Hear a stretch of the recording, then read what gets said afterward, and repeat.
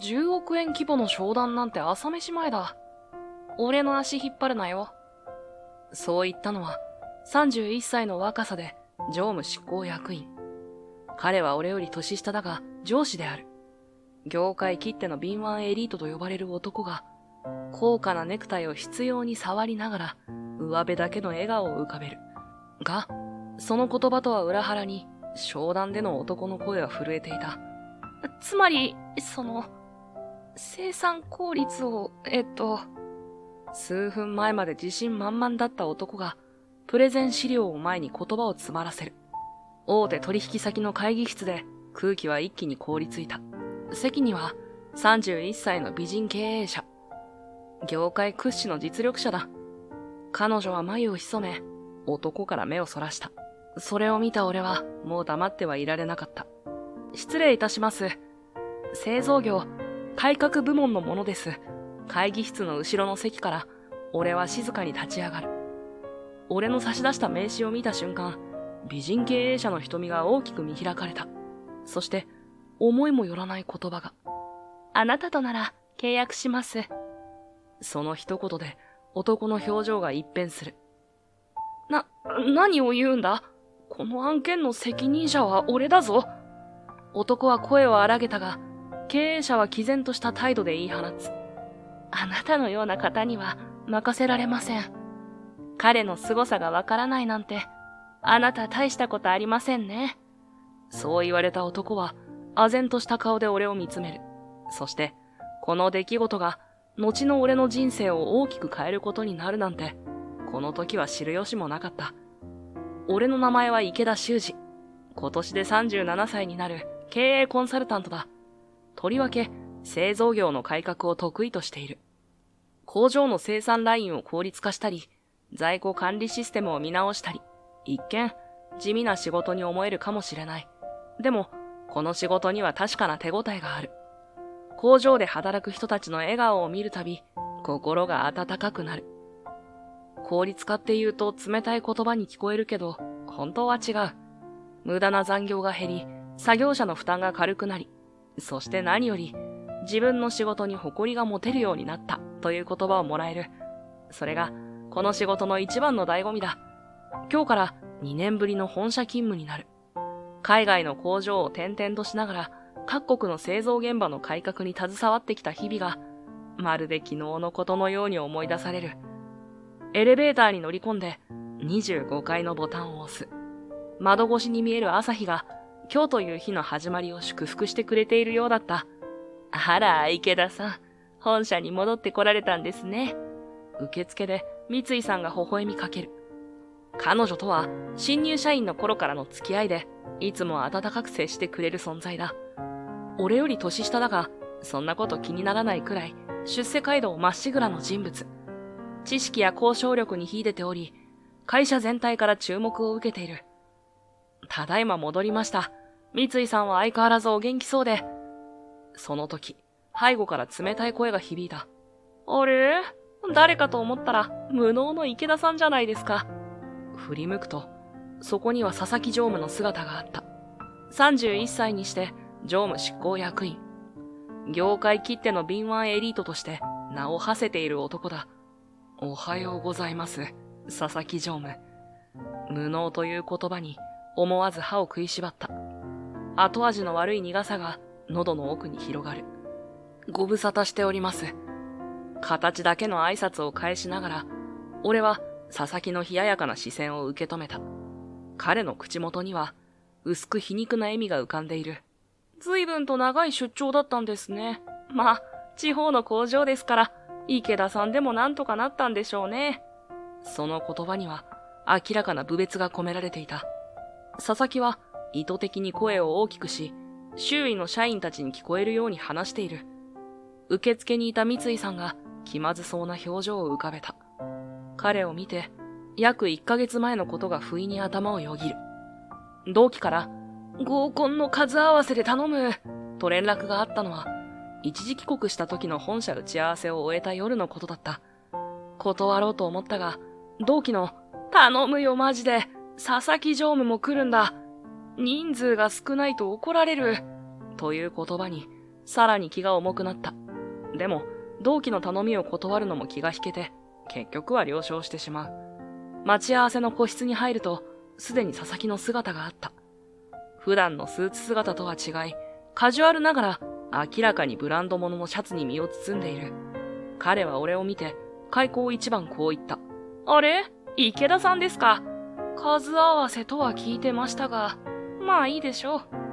その言葉に込められた軽蔑を、俺は無視することにした。女性陣が到着すると、佐々木は途端に態度を変えた。高級ワインを注文し、海外出張での武勇伝を饒舌に語り始める。自分の年収や手掛けた大型プロジェクトの規模をさりげなく会話に織り交ぜていく。そんな佐々木と佐々木の言葉にいちいち歓声を上げる女性たち。そして佐々木に酌をする男性たちを見てようやく気づいた。これは所詮佐々木を立てるための合コンなのだ。女性陣の作り笑顔、必要以上に丁寧な相槌。それらはすべて表面的な社交辞令に過ぎなかった。そんなことを思い出していると、佐々木は合コンがいい思い出だったのか、こう言った。1ヶ月前の合コン以来ですね。地方勤めのあなたに女の子たちは冷めてたのを覚えてますよ。まあ、気を落とさないでください。あの場には俺がいたので、目立たないのは仕方なかったですよね。その言葉に思わず眉を潜める。事実とはかけ離れた発言だったが、佐々木はまるで自分に言い聞かせるように続けた。俺は今も、あの時の女の子たちと楽しくやってますよ。ほら、あの後も何度か会ってるんです。みんな俺の話に夢中で。ああ、そういえば池田さん、何か地味なことは仲良くやってましたね。女性を侮蔑的に呼ぶ佐々木の声に、無意識のうちに歯を食いしばった。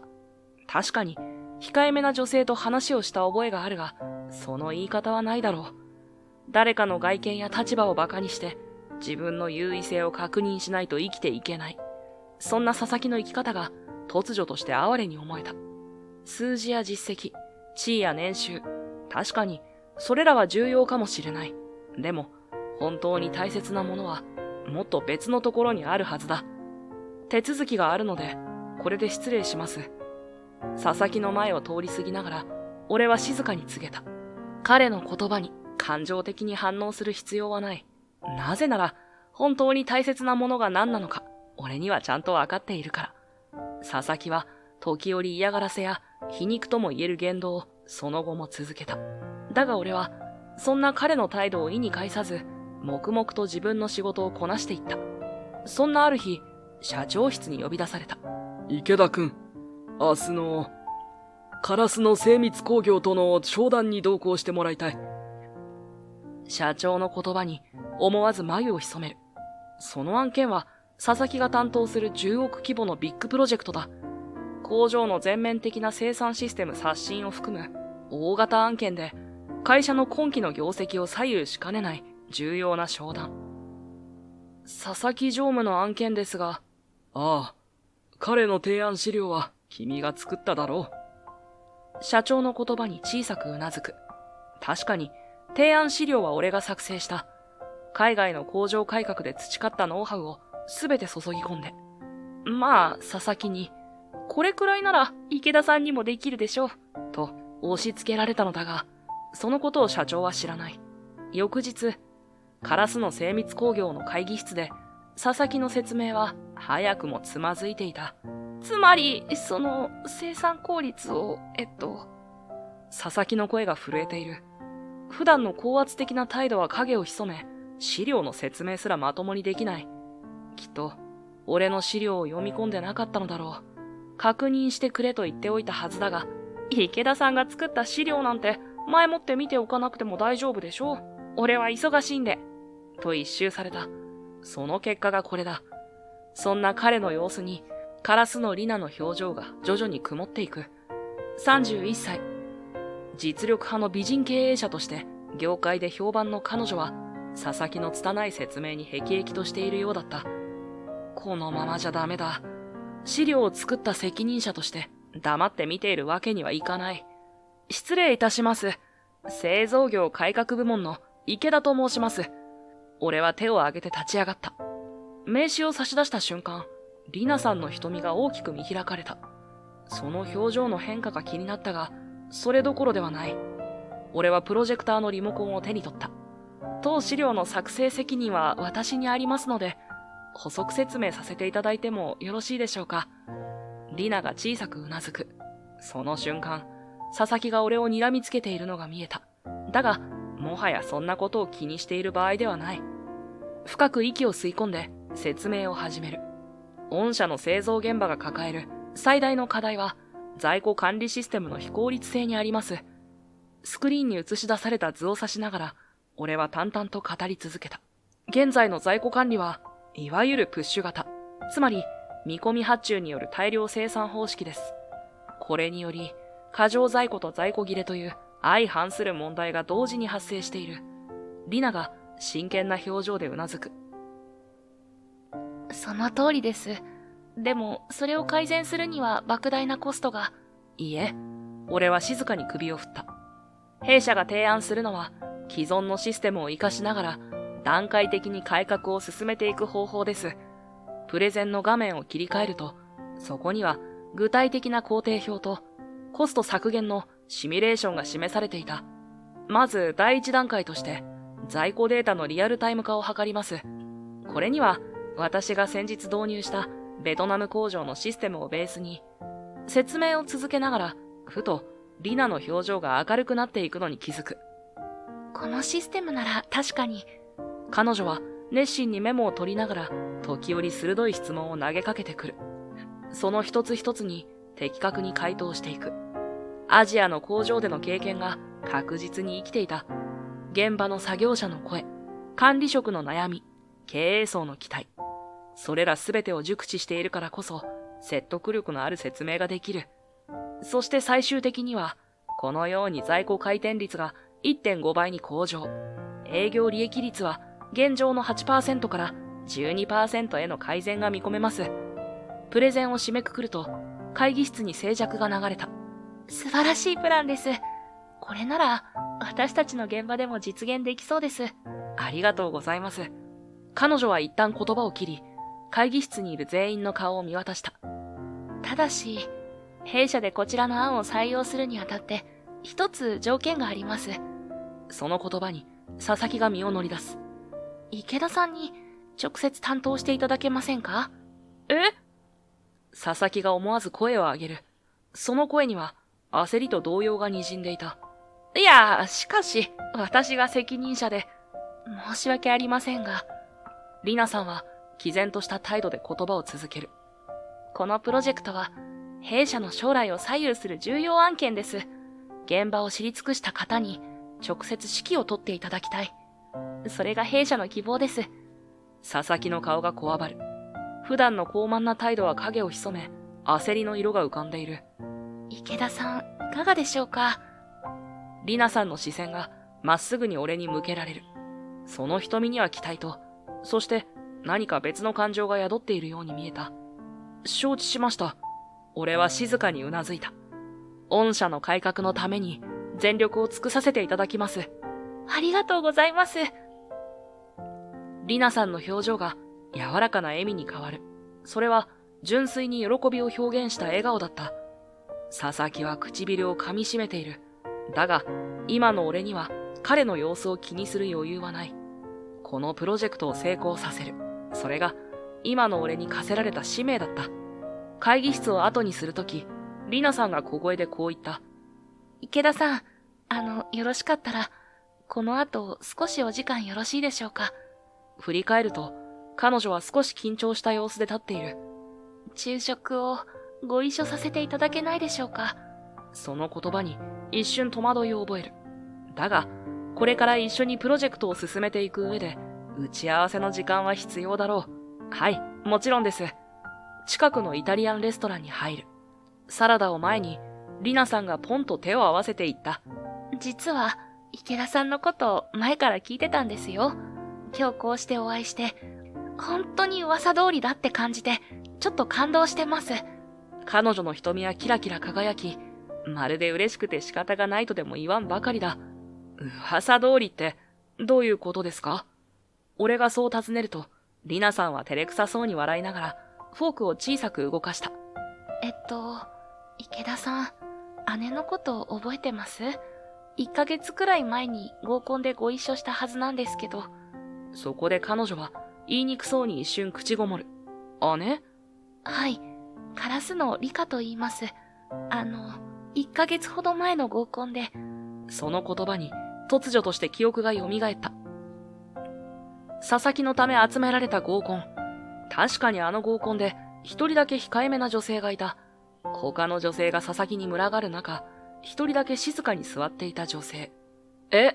あの方が、リナさんのお姉様だったんですか？リナさんの言葉に記憶が鮮明に蘇ってきた。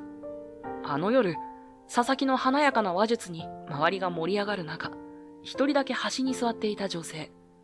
彼女は他の女性たちとは違い、過度な相槌を打つこともなく、静かに自分の意見を述べていた。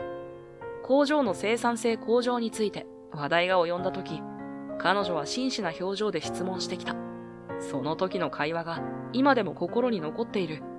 リナさんはグラスに口をつけながら語り始めた。姉は私たちの子会社にあたる工場、カラスのプレシジョンの社長なんです。でも、人前で話すのが苦手で。リナさんは少し言葉を詰まらせた。その日も私が急な用事で行けなくなってしまって、姉に代わりに行ってきてとお願いしたんです。そんな場所、私には向いてないって断られたんですけど、どうしてもと頼み込んで、無理やり行ってもらったんです。でも、帰ってきた姉の様子が、いつもと全然違ったんですよ。湯気の立つパスタを前に、リナさんは当時を思い出すように目を細める。普段は控えめな姉が、珍しく饒舌に話し始めて、製造現場の改革って、こんなに夢のある仕事なのねって。その言葉に、俺は思わず箸を止めた。そうして姉は、池田さんの名刺を大切そうに握りしめていたんです。こんな人がいたら、私たちの工場を変えられるかもって。姉はずっと悩んでいたんです。工場の従業員たちの将来をどうやって守っていけばいいのか。あの合コンを思い出す。数合わせのために呼ばれた、実質、佐々木のための合コン。佐々木は高級シャンパンを注文し、自分の武勇伝を饒舌に語り始める。この前のドバイ出張でね、ブルジュアルアラブに泊まったんですよ。世界一の7つ星ホテル。部屋からの眺めが最高でした。周りの女性たちが歓声を上げる。すごい。佐々木さんって海外出張多いんですね。ああ、まあね。年間200日は海外かな。もちろん、全部ファーストクラスで。さりげなく自分の年収や手掛けた大型プロジェクトの規模を会話に織り交ぜていく。先月締めた案件なんて30億円規模でしたからね。まあ、私のキャリアからすれば当然ですけど。その度に女性たちは簡単の声を上げ、男性陣は笑顔で酌をする。すべてが作られた社交辞令に見えた。そんな中、テーブルの端に一人の女性が静かに座っているのが目に入った。長い黒髪で顔を半分隠すように垂らし、控えめな様子でワイングラスを握っている。他の女性たちが派手なドレスに身を包む中、彼女だけがシンプルなネイビーのワンピース姿。ああ、そうだ、池田さん。佐々木が俺の視線に気づき、意地の悪い笑みを浮かべた。小声で俺に囁く。あの地味な子の相手、してやってくださいよ。お似合いですよね、二人とも。ウケる。俺は返事をせず、静かに席を立ち、彼女の隣に移動した。失礼します。池田と申します。お話ししてもいいですか？女性は警戒心をあらわにしたが、軽く頭を下げてくれた。カラスノです。お仕事は？中小企業の経営を。それだけ言って、また言葉を詰まらせる。だが、その言葉に俺は興味を惹かれた。具体的にはどんな？製造業です。部品加工の工場を。彼女の声は小さかったが、言葉には確かな重みがあった。実は、私も製造業の改革に携わっています。その言葉に、初めて彼女が顔を上げた。そうなんですか？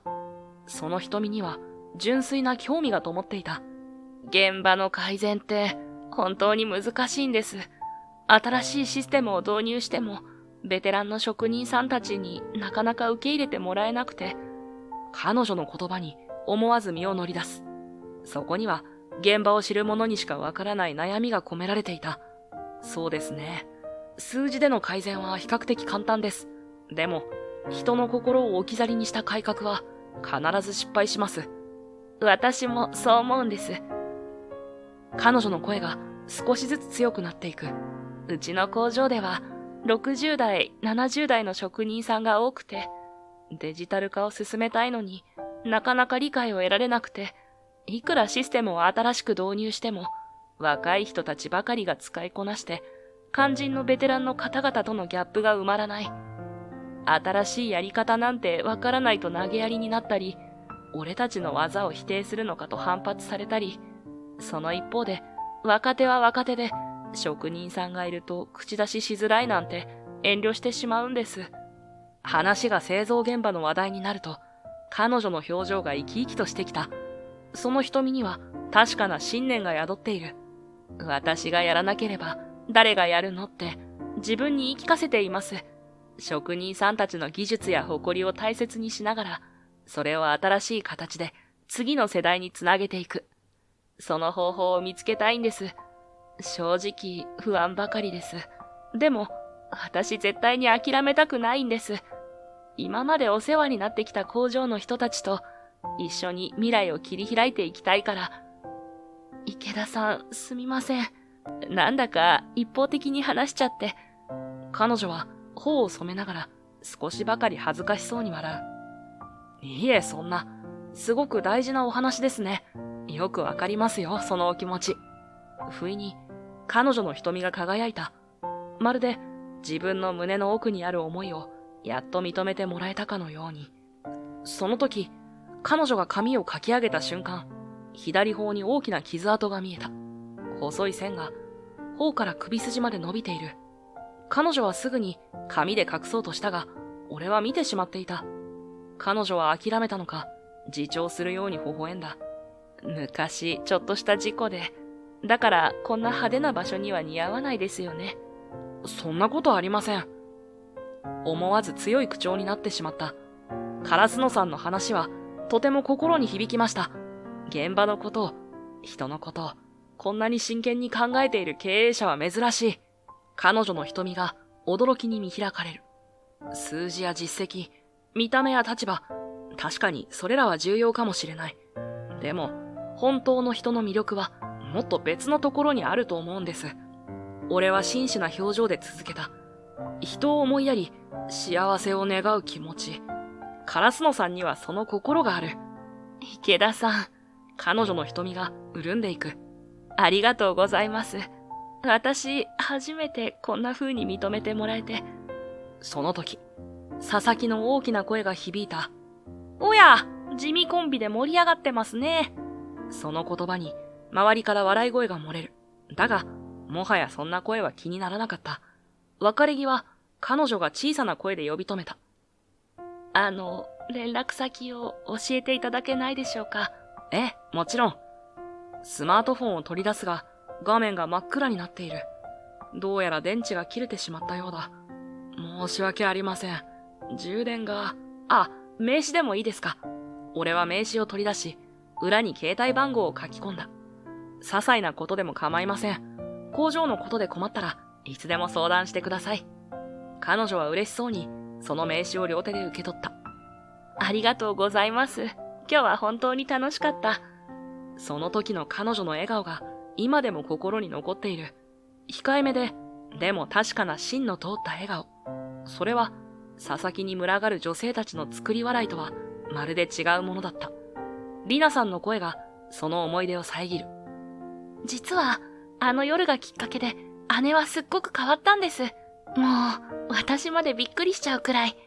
今までは何かと遠慮がちだったのに、急に生き生きし始めて、工場をもっと良くしたいって語る姿がどんどん明るくなっていって、私から見てもあんなに楽しそうに仕事の話をする姉なんて初めてで、本当嬉しくなっちゃいます。彼女はコーヒーカップを見つめながら静かに語り始めた。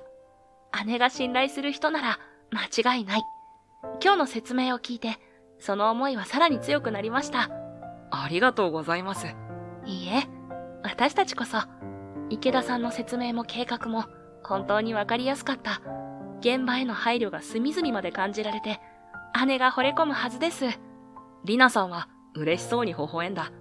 実は私たち、このシステム刷新を何社かにご相談したんです。でも、どこもまず人員削減からという提案で。彼女は一旦言葉を切り、真摯な表情で続けた。でも、御社の案は違った。人を大切にしながら効率化を図る。まさに私たちが求めていた改革の形でした。あなただからこそお願いしたいんです。その言葉に改めて身が引き締まる思いがした。こちらこそよろしくお願いいたします。それから1週間、カラスの精密工業との契約は予定通り締結された。しかし、佐々木は主導権を手放そうとしなかった。この案件の責任者は私だ。池田くんには私の補佐として動いてもらう。システム導入の打ち合わせで、佐々木は高圧的な態度で宣言した。ですが、先方からの要望では、それは私が調整する。黙ってろ。佐々木の声には明らかな敵意が込められていた。プライドが許さないことはわかるが、佐々木は自分が落とされた理由をまるで理解していない。案の定、プロジェクトは開始早々から問題が続出した。佐々木は現場の声を一切聞こうとしない。効率化の名のもとに強引なシステム導入を進めていく。これじゃ、職人さんたちがついていけません。ベテラン作業者から不満の声が上がり始めた。新しいシステムの使い方がわからない。今までのやり方の方が良かった。若い人は早く覚えるけど、私たちには。現場の混乱は日に日に大きくなっていく。池田さん、なんとかなりませんか？リナさんから不安げな連絡が入る。俺はカラスの精密工業の意見を伝えたが、佐々木は一向に態度を変えようとしない。効率化というのはそういうものだ。古い体質を変えるには多少の痛みは伴うもの。使えなければ替えを使え。あいつらの代わりなんてどこにでもいるだろうが。そう言い切る佐々木に、現場との溝は深まるばかり。ある日、工場の休憩室で年配の職人から話しかけられた。息子と同い年くらいかね。あんた現場のことわかってるみたいだけど。その職人は40年以上この工場で働いてきた大ベテランらしい。私らも新しいやり方を覚えたいんだ。でもやり方が強引すぎる。ついていけない。その言葉に胸が痛んだ。確かに効率化は必要だ。しかし、それは人を置き去りにしてまで追求すべきものなのか。そんな中、ついに大きなトラブルが発生する。新システムの操作ミスにより、大口顧客向けの製品に不良が発生。納期遅れは避けられない状況となった。責任は現場にある。マニュアルも完備していたし、トレーニングも行った。彼らが指示通りに動いていれば。佐々木は一方的に現場を責める。その態度に、職人たちの不満は臨界点に達していた。このままじゃいけない。俺は行動に移すことにした。その晩遅く、俺は人気のない工場の一角に残っていた。モニターに映る生産データを睨みながら、これからの対応をどう進めるか考え込んでいると、背後から控えめな足音が近づいてくる。あ、池田さん、まだ残ってたんですか？驚いたような、でも少しほっとしたような調子で声をかけてきたのは、リナさんだった。彼女もトラブル対応のために会社に残っていたのだろう。軽く汗ばんだ額を拭きつつ、俺の横に駆け寄ってくる。はい、現場のデータを分析していて、リナさんは俺の隣に座り、画面を覗き込む。これは、現場の作業負荷を時間帯別に分析したものです。データが示すのは明確な事実だった。新システムは確かに効率的だが、現場への負担が集中する時間帯がある。特に、ベテラン職人たちが担当する工程で、その傾向が顕著に現れていた。このまま進めても、状況は改善しないですよね。リナさんの表情が曇る。でも、佐々木さんは計画通り進めると。変えましょう。システムを現場に合わせてカスタマイズし直します。特に、ベテランの方々の経験を活かせる形に。本当にできるんですか？ええ。実はすでに修正プランはできています。パソコンの画面を切り替える。そこには現場の声を反映した新たな改革案が示されていた。翌日、早朝のミーティング。佐々木の怒声が会議室に響いた。何を勝手なことを。こんな非効率なシフト、工場を止めたいのか？このままでは働く人がいなくなってしまう。そちらの方が損失なのではないでしょうか。やめたきゃ勝手にやめちまえよ。現場の声？そんなものいちいち聞いてられるか。とにかく予定通り進めるんだよ。口答えする暇があるなら、さっさと手を動かせ。その時だった。佐々木くん、その考えを改めなさい。扉が開き、社長が入ってきた。普段は本社にいる社長が、わざわざ現場視察に来ていたのだ。池田くんの提案を採用しよう。佐々木の顔がこわばる。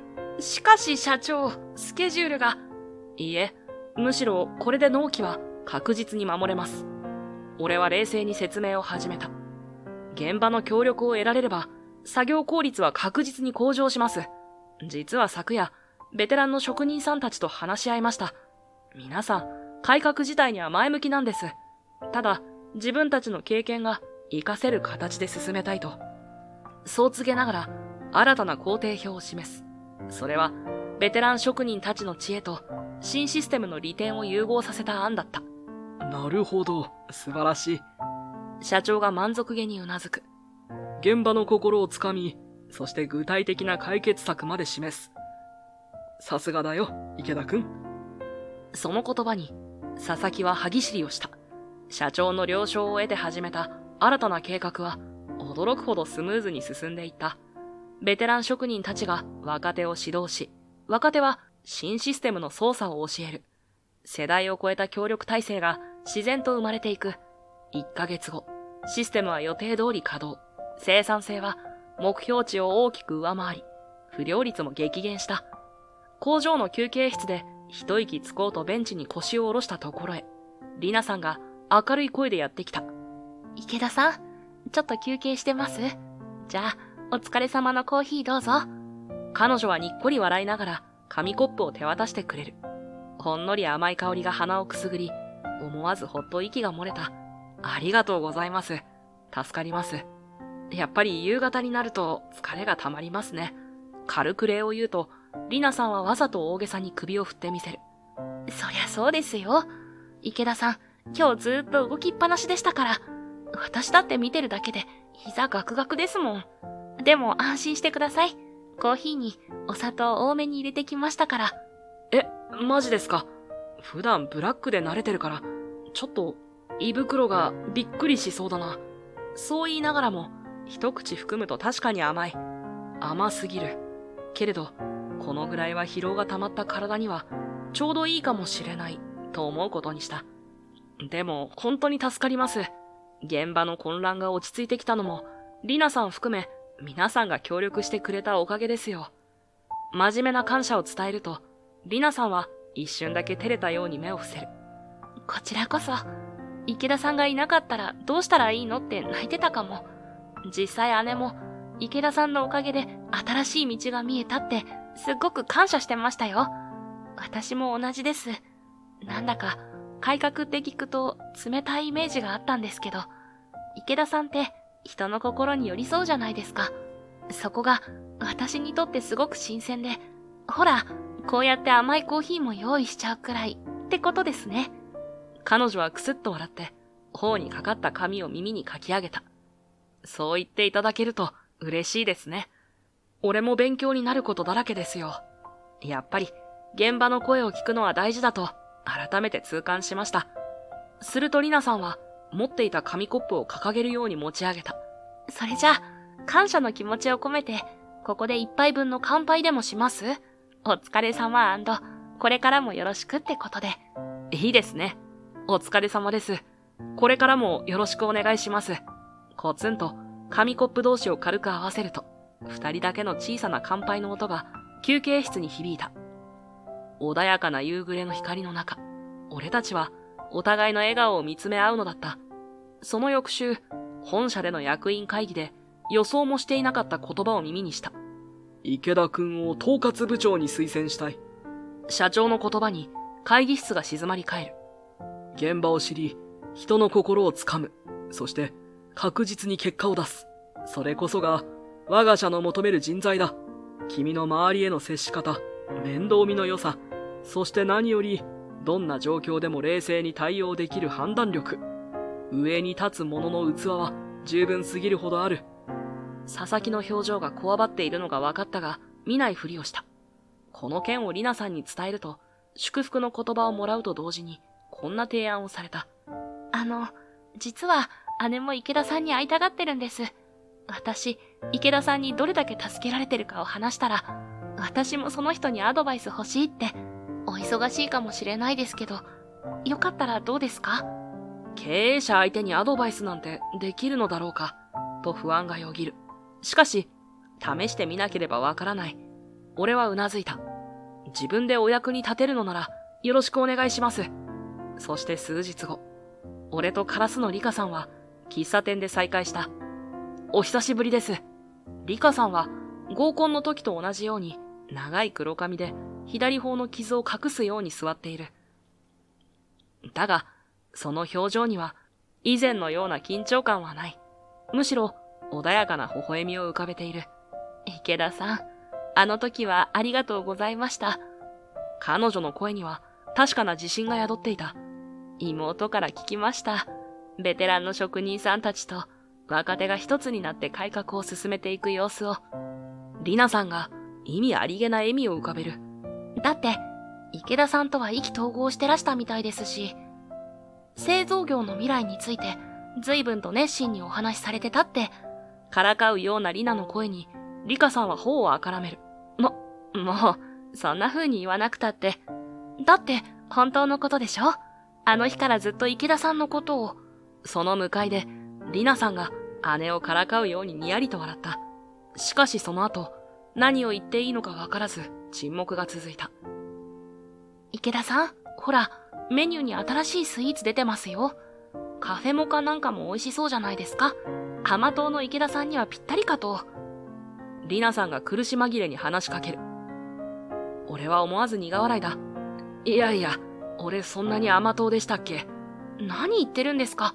前に、これ以上甘いコーヒーはもうないだろうってくらいの激甘を普通に飲み干してたじゃないですか。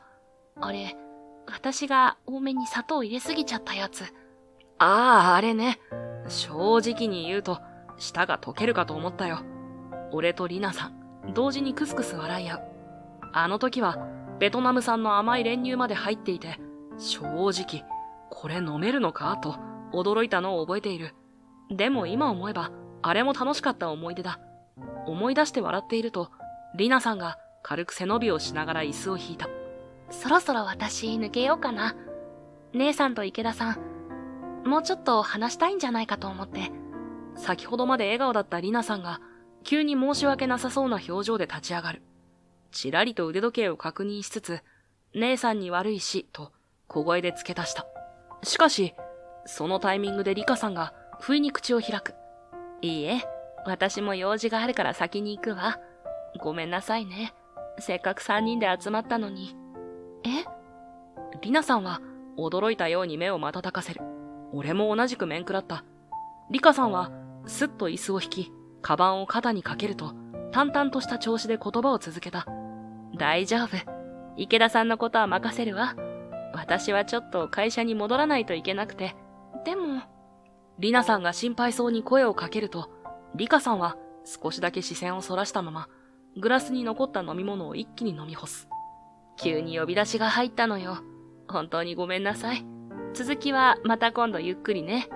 そう言い残すなり、リカさんは足早に店を出て行った。カランとドアが閉まる音が妙に大きく響く。リナさんは、姉さん、とつぶやきながら、申し訳なさそうに俺を見つめた。どうしちゃったんだろう。さっきまで普通に会話してたのに。頭の中で思考を巡らせていた俺の耳に、突然、グーという音が聞こえてくる。思わず顔を上げると、リナさんが恥ずかしそうにお腹を押さえていた。ごめんなさい。こんな時になんですけど、さっきからあんまり何も食べてなくて。リナさんは顔をあからめてペコリと頭を下げる。いや、謝ることじゃないですよ。むしろちょっと和みました。どうです？もしよかったら何か食べていきませんか？コーヒーをごちそうになったお礼も兼ねて、お店を変えるなりしてせっかくだし。俺がそう提案すると、リナさんは目を丸くして一瞬言葉を詰まらせ、それから嬉しそうに頬を緩めた。そうして俺たちは少し落ち着いた雰囲気の店へと移動した。落ち着いた照明の店内で、リナさんはワイングラスを静かに回している。店内の照明はやや落ち気味で、テーブルの上に置かれたグラスが淡いオレンジ色に照らされている。少しだけアルコールの入ったリナさんはいつもより饒舌だ。いやあの人、佐々木さんでしたっけ？本当に池田さんの良さを全然わかってませんよね。何が数字が全てだですよ。池田さんが現場でどれだけ人を大事にしながら改革を進めているかを知ったら、あの人もびっくりするんじゃないかなって。あ、すみません。酔いが回ってきたせいか、喋りすぎました。からかうように言いながら、彼女はクスッと笑う。その仕草につられて、俺も苦笑を浮かべてしまう。リナさんは少し息を整えて、グラスの中身を一口で飲み干す。さっきまで軽快に盛り上がっていた彼女だったが、ふと真剣な表情になり、さっきまでの笑顔が少しだけ影を潜めた。池田さん、実はもう一つお話ししたいことがあるんです。先ほどの弾んだ口調が嘘のように声のトーンが下がる。姉の左方の傷覚えてますか？あれ、実は私を守ってくれた時にできたんです。リナさんの手元のグラスが照明の加減で小さく揺れていた。15年前、私が高校生の時、下校途中にバイクに乗った男に襲われて、その時、姉が一瞬もためらわず、私を突き飛ばして守ってくれたんです。相手が持っていたカッターで、姉は顔を切られてしまって。リナさんはかすかに唇を噛む。姉は、その傷跡をずっと気にしてました。父の後を継ぐ話が出ても、こんな顔じゃ印象が悪いって、子会社の工場を継いで黙々と働いて、私に本社のポストを譲って、休日返上で古い機械を直して、そのせいか、姉は私なんかが口癖で、いつもうつむいて、でも池田さんと出会ってから変わったんです。製造現場の改革ってこんなに夢があるんだって、あの姉が自分から未来の話をするなんて。リナさんはそう言うと、ふっと寂しげな笑みを浮かべる。そこには彼女の複雑な思いが交差しているようだった。姉には私が助けてもらった分以上に幸せになってほしいんです。本当なら私も応援してあげたいのに、つい姉に甘えてばかりで池田さんまで巻き込んでしまってごめんなさい。でもだからこそお願いです。姉が本当の意味で前を向いて歩けるように、これからも力を貸していただけませんか？そう言って彼女は深く頭を下げる。先ほどまで軽口を叩き合っていた姿からは想像できないほどまっすぐな意志がこちらに伝わってくる。もちろんリカさんのためにできることがあれば全力でサポートしますよ。俺も彼女にいろいろ学ばせてもらっているので。そう答えるとリナさんはほっとしたように微笑むが、その瞳の奥にはまだどこか影が残っている気がした。姉は池田さんのような方と出会えて本当に良かったと思います。もう遅いのでそろそろ失礼します。今日はありがとうございました。リナさんは静かに立ち上がる。その背中はいつもより少し寂しげに見えた。これからもよろしくお願いします。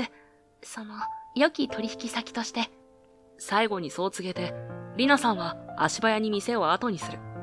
その足取りには何かから逃げるような切なさが感じられた。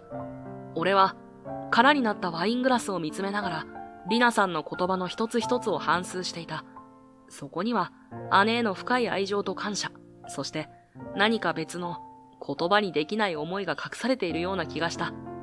それから数ヶ月が過ぎ、プロジェクトは順調に進んでいた。工場の生産性は着実に向上し、従業員の満足度も上がっている。だが、その平穏は長くは続かなかった。イベント？突然のリナさんからの連絡に、俺は思わず声を上げた。はい。大手自動車メーカーの展示会です。私たちの新しい生産システムを実演する機会をいただいて。その言葉には、期待と不安が入り混じっている。各社の経営者も集まる展示会で、リアルタイムで工場のシステムにアクセスして、実際の生産ラインの動きをお見せする予定なんです。池田さん、お手伝いをお願いできませんか？断る理由はない。むしろ、こんな機会をいただけることに感謝しなければ。もちろんです。全力でサポートさせていただきます。そして展示会当日。会場には、業界の重鎮たちが集まっていた。大手メーカーの社長たちが前列に座り、その真剣な眼差しに緊張が高まる。では、カラスの精密工業様の発表をお願いします。司会者の声に促され、リナさんが壇上に立つ。スクリーンには、工場のリアルタイム映像が映し出される。弊社では、人を大切にする改革を目指して、リナさんの説明は流暢だった。生産ラインの様子が大型スクリーンに映し出され、聴衆からは簡単の声が漏れる。その時だった。突然、スクリーンが激しく乱れ始めた。いや、乱れたのはスクリーン内の映像だ。え？リナさんと俺の声が重なる。工場のシステムが異常な動きを示し始めた。警告音が鳴り響き、生産ラインが次々とエラーを表示。制御不能に陥ったロボットアームがカクカクと不規則に動き始めた。危険です。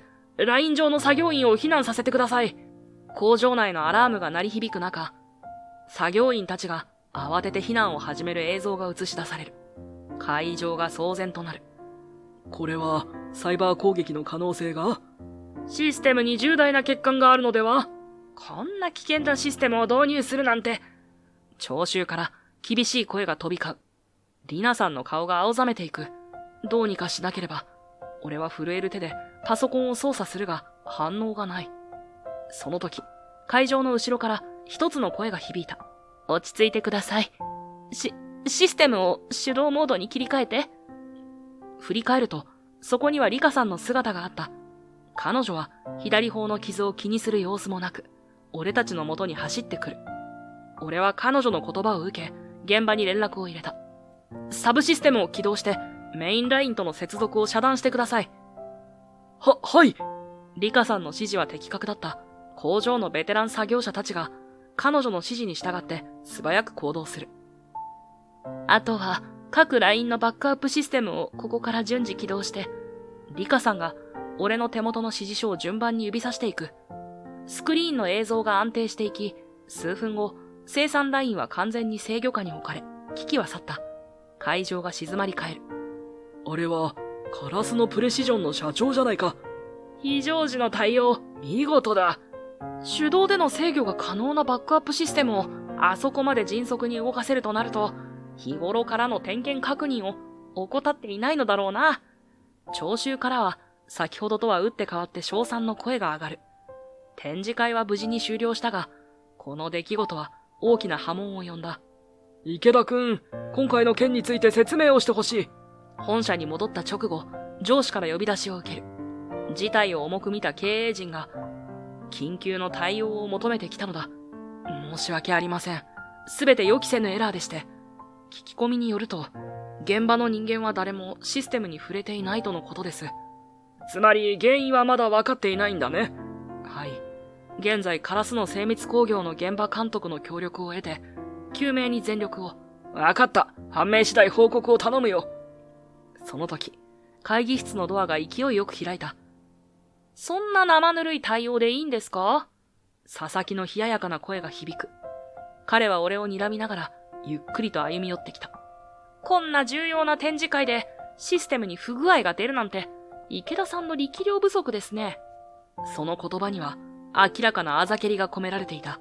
しかも、子会社の社長に助けられるなんて、本当に情けない限りです。佐々木は意図的に声を大きくする。周囲の社員たちの視線が俺に集中していく。やはり、この案件は私が、君には荷が重すぎるんだよ。その時、会議室のドアが再び開いた。一人の社員が内線の呼気を持っている。失礼します。カラスのプレシジョンの社長がお見えで。よければ、他の重役の方にもお話がしたいとのことです。では、ここにお通ししてください。意外な申し出に、緊急性を感じ取ったのだろう。その場にいた社長が許可したため、リカさんが会議室に入ってきた。彼女の表情には、いつもの控えめな様子はみじんもない。突然の訪問申し訳ございません。実は、皆様にお話ししなければならないことがあります。彼女は一度深く息を吸い、ゆっくりと告げた。今回のシステム障害、これは計画的な妨害工作でした。会議室が騒然となる。確かな証拠があります。リカさんはタブレットを取り出し、画面を映し出す。そこには、システムへの不正アクセスの記録が残されていた。この IP アドレス、まさか。俺は思わず声を上げる。それは、佐々木が普段使用しているパソコンからのものだった。佐々木くん、これはどういうことだ？社長に顔を向けられ、佐々木の顔がこわばる。佐々木は顔を引きつらせていたが、首を横に振った。何を言っているんですか？そんな証拠、偽造に決まってます。残念ですが、これは偽造ではありません。リカさんは冷静に続ける。なぜなら、私自身がこの計画に加担していたからです。その一言に会議室が水を打ったように静まり返る。驚きに息を飲む俺たちの視線の中、リカさんは伏目がちに唇を噛んだ。その言葉に彼女の後ろに隠れるようにして立っていたリナさんが呆然と目を見開く。嘘でしょ？姉さんどうして？なんでそんなことを？池田さんを陥れるなんて。リナさんが震える声で問い詰める。ごめんリナ。あなたを傷つけるようなことしたくなかった。なのに私、耐えられなくて。リカさんの肩はかすかに震えている。私、あなたたちに嫉妬してたのよ。リナと池田さんが一緒にいるところを見るたびに胸が苦しくなって。本当は応援したい気持ちだってあったのに、どんどん自分が惨めになっていって。そんな時、佐々木さんが私に声をかけてきたの。池田を陥れるために協力しろって、そそのかされたんです。最初は断ろうと思った。でも、私の心の奥底には、あの二人を引き離したいっていう最悪の気持ちがあって。リカさんはうつむいたまま、静かに涙をこぼす。その一滴が机の上に落ち、弾けるように光を放った。はぁ？嫉妬だ？ふざけるな。おかげで俺の計画が台無しだよ。ああ、もう最悪だ。お前らがいなければ、もっとスムーズにいってたっていうのに。苛立ちをあらわにしたまま、佐々木は、机を拳で叩きつける。その言葉に、リナさんが怒りをこらえきれない様子で噛みついた。スムーズって、あんたの計画は、結局人を踏み台にするってだけじゃない。そんなの全然筋が通ってないわ。すると、佐々木は血走った目でリナさんを睨み返す。筋？甘いんだよ。経営に大事なのは数字だ。結果を出せばそれでいい。人情だの気持ちだの、そんなもん二の次なんだよ。だがその声には、以前のような確信が感じられなかった。俺は間違っていない。数字さえ出せればそれでいい。それが経営というものだ。数字を出すことしか、効率を求めることしか俺には。そのつぶやきは、あまりに小さかった。社長がゆっくりと立ち上がる。佐々木くん。社長は穏やかな口調で、しかし、芯の通った声で佐々木に語りかけた。君の気持ちは分かった。何があったんだ？本当のことを話してみてはどうだい？佐々木は一瞬言葉に詰まる。その瞳には、これまでに見たことのない迷いの色が浮かんでいた。私は、父の工場を潰してしまったんです。思いがけない告白に、会議室の空気が凍る。大学を出てすぐ、父の工場を任されました。絶対に成功させなければいけない。だから、数字を追いかけ、効率化を急ぎました。佐々木の声が、かすかに震える。ベテランの職人さんたちの声はすべて無視して、最新のシステムを導入した。反対する声を古い考えだと切り捨てて、結果、品質は急落。大口の取引先を次々と失って、佐々木は窓の外を見つめながら静かに続けた。そんな私をコンサルティング会社が拾ってくれた。一生懸命に勉強して数字には絶対の自信をつけた。あの時は無知ゆえの失敗だと思い、同じ過ちは繰り返さないと誓ったんです。佐々木が唇を噛み締める。でも池田は違った。数字も実績も出しながら現場の人の心まで掴んでいく。そんなのずるいじゃないですか。その声には純粋な羨望が滲んでいた。父の工場で働いていた人たちの顔を今でも覚えています。でも私にはその人たちと向き合う勇気がなかった。だから人の気持ちを考えずに済む方法を選んだ。佐々木さん、俺は静かに声をかけた。もう一度、一から勇気を持って挑戦してみませんか。もちろん数字も大切です。でも、それ以上に大切なものがある。それを私たちで見つけていきましょう。その言葉に、佐々木の肩が小刻みに震える。どうしてそんなに優しくできるんだ。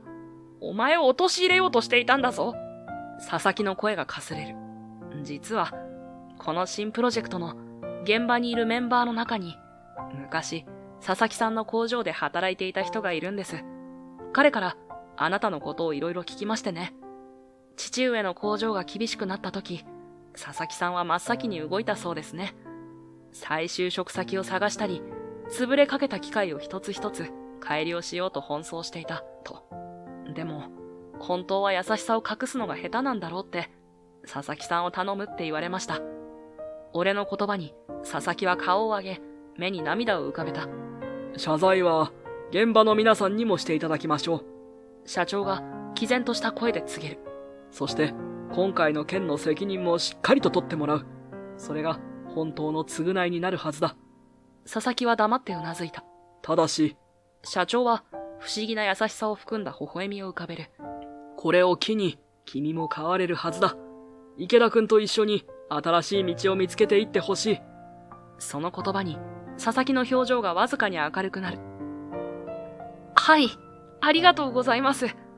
その後の調査で佐々木の不正は次々と明らかになっていった。池田さん、これを見てください。内部監査室から送られてきた資料に俺は目を疑う。佐々木が手掛けた過去のプロジェクトの数々。そこには想像以上の粉飾が施されていた。効率化の数値を水増しして報告していたようです。実際の現場の声は全て握りつぶして。監査室の報告に俺は深いため息をつく。これでは現場が疲弊するのも当然だ。数日後、佐々木は全ての不正を認めた。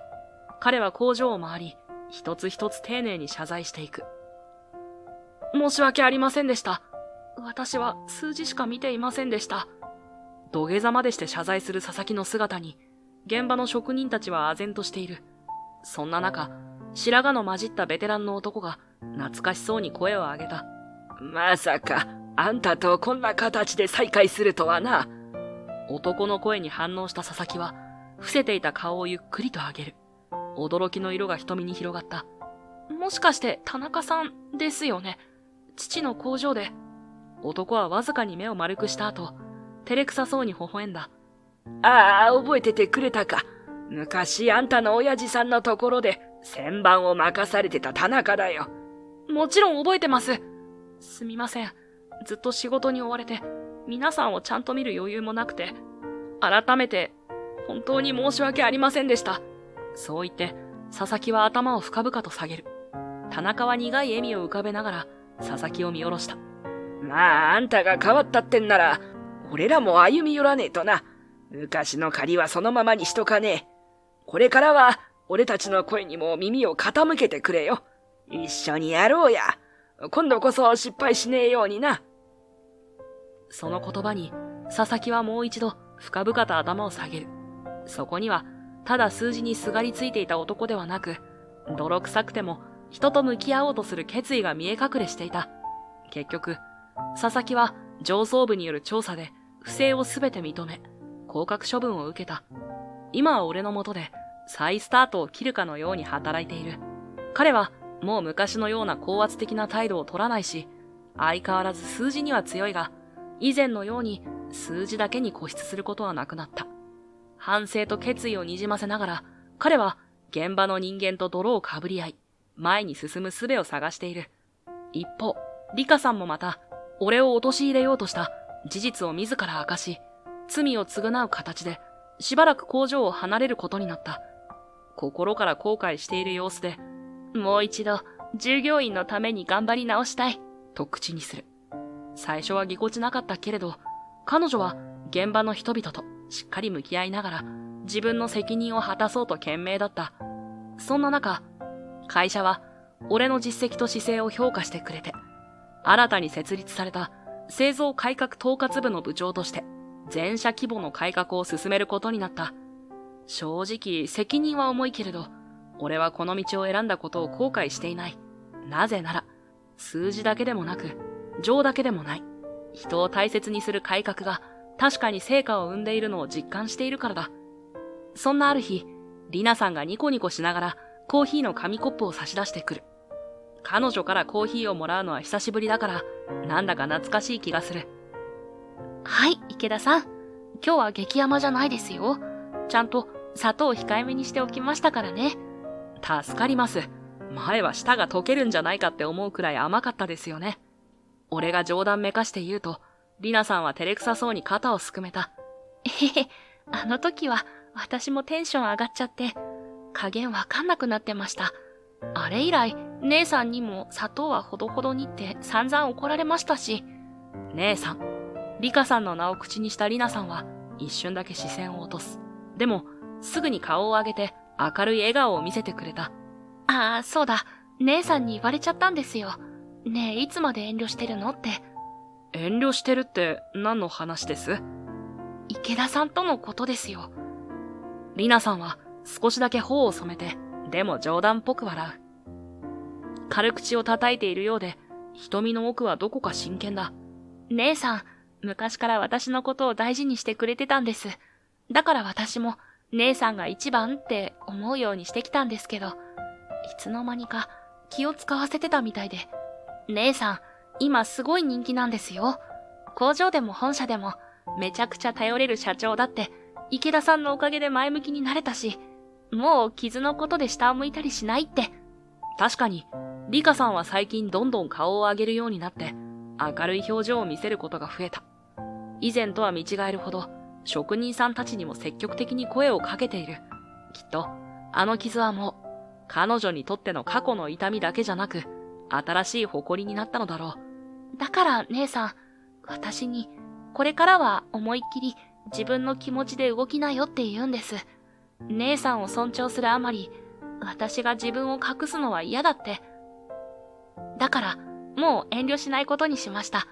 池田さんのことを私、ちゃんと好きになっていいですか？リナさんはそう言うと、俺の顔をじっと見つめる。先日までは見られなかった、はっきりとしたまっすぐな瞳。俺は思わず、コーヒーを持つ手に力が入ってしまった。リナさんが良ければ、もちろん俺は。やった嬉しいです。彼女が笑顔を見せると、俺の胸がほっと温まる。遠慮や葛藤から解放された後のリナさんは、やけに眩しく見えた。これからは、ちゃんと私のわがままにも付き合ってくださいね。激甘コーヒーもまた出しちゃうかもですよ。それは困りますね。俺の歯と舌が危ない。まあ、そんなこと言って、嫌がりながらも結構飲んでくれたくせに。わざとじとめで見上げるリナさんに、俺は苦笑いを浮かべながら首を振る。でも、そのやりとりすら心地いい。まあ、覚悟はできてます。